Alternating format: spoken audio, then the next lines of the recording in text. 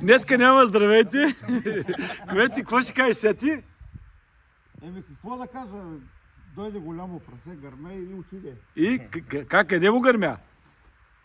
Ушите, в задника, според тебе къде? Трябва да кажеш къде ти според тебе изстрела, защото като го дереми, като правим експертиза да видим. Те всеки викат... Трябва да го отворим, ще видим къде е. Не си сигурен.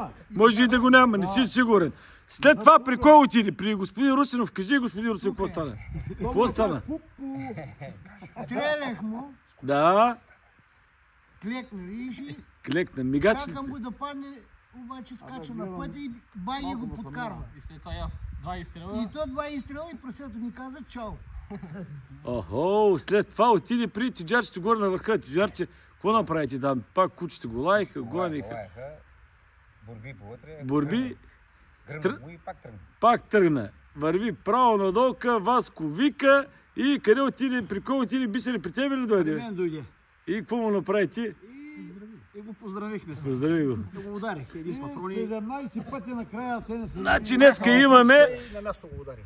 може би около 10-3 стрела, вика Илчо, голяма борба, то му стреля, он му стреля, ма виждате какво прасец. То... Около 240 кг. И накрая Устаряло.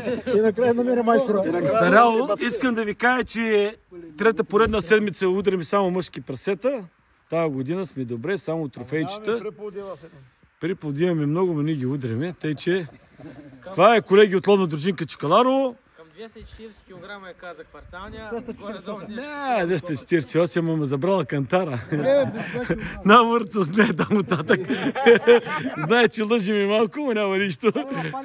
Това е колеги от ловна дружинка Чикаларово. Утре пак, нали, късметца. Имаме още 2-3 големи да ги приберем и тази година да не ги оставяме някой друг да ни ги прибере.